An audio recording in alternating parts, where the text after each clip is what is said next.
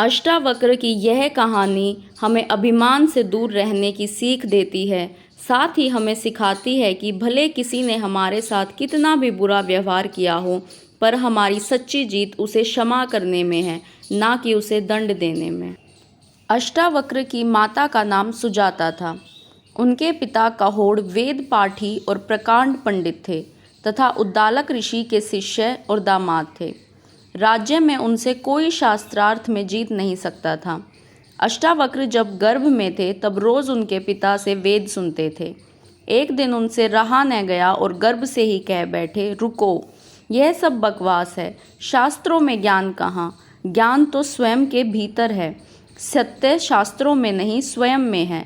शास्त्र तो शब्दों का संग्रह मात्र हैं। यह सुनते ही उनके पिता क्रोधित हो उठे। पंडित का अहंकार जाग उठा। जो अभी गर्भ में ही है, उसने उनके ज्ञान पर प्रश्न चिन्ह लगा दिया। पिता तिलमिला गए। उन्हीं का वह पुत्र उन्हें उपदेश दे रहा था जो अभी पैदा भी नहीं हुआ था। क्रोध में ही अभिशाप दे दिया कि जा, जब पैदा होगा तो 8 अंगों से टेढ़ा होगा। इसीलिए ही उनका नाम अष्टावक्र पड़ा। अष्टावक्र के जन्म से पूर्व की ही बात है। एक बार राजा जनक ने राज्य में विशाल शास्त्रार्थ सम्मेलन का आयोजन किया।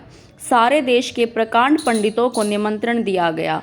क्योंकि अष्टावक्र के पिता काहोड़ भी प्रकांड पंडित थे, तो उन्हें भी विशेष आमंत्रण दिया गया। संध्या होते होते खबर आई कि अष्टावक्र के पिता बंदी नामक एक पंडित से हार गए।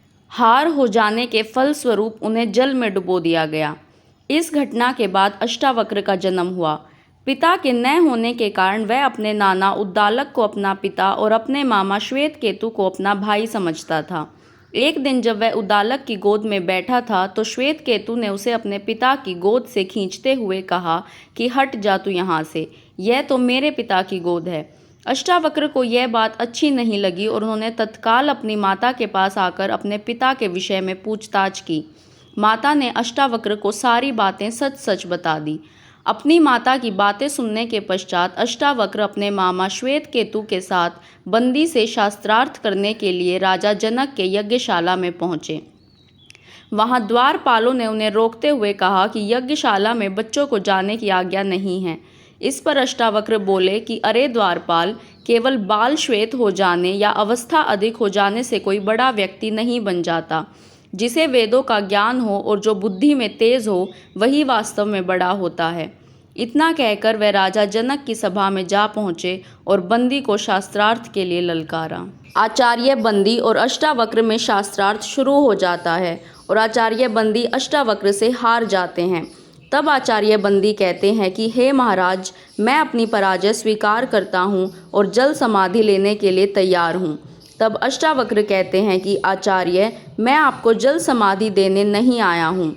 याद होगा आप सबको कि आचार्य बंदी के अभिमान और इस प्रथा के कारण कितने निर्दोष विद्वानों की जान जा चुकी है। उन सभी विद्वानों में एक मेरे पिता भी थे, आचार्य काहोड़। मैं चाहूँ तो आपको जल समाधि दे सकता हूँ, परंतु मैं ऐसा नहीं करूँगा। मेरा क्षमा ही प्रतिशोध है। मैं आपको क्षमा करता हूँ आचार्य बंदी। तब आचार्य बंदी बहुत पछताते हैं और कहते हैं कि मुझसे पाप हुआ है, बहुत बड़ा पाप। तब अष्टावक्र कहते हैं कि पश्चाताप की आग से बड़ी कोई आग नहीं होती। हर दिन इस आग में जल पवित्र हो, यही आपका प्रायश्चित होगा। तब अष्टावक्र राजा जनक से कहते हैं कि महाराज, शास्त्र जीवन का विकास करते हैं और शस्त्र जीवन का विनाश। जितना पुराना हिमालय, जितनी पुरानी गंगा, उतना ही पुराना ये सत्य है कि हिंसा से कभी किसी ने किसी को नहीं जीता, तो शास्त्र को शस्त्र न बनाया जाए।